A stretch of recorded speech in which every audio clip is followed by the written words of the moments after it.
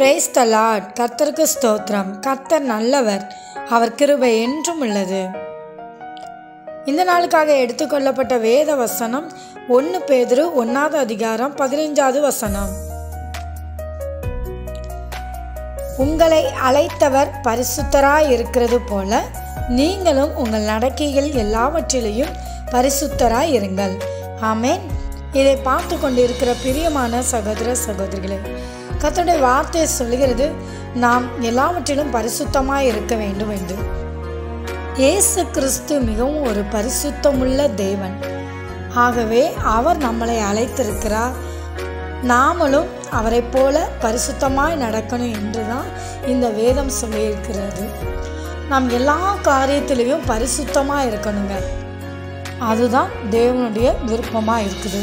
ஆகையால் நம்மளை அழைத்த இயேசு கிறிஸ்துவை போல நாமளும் எல்லா காரியத்திலும் பரிசுத்தமாய் வாழுவோம்.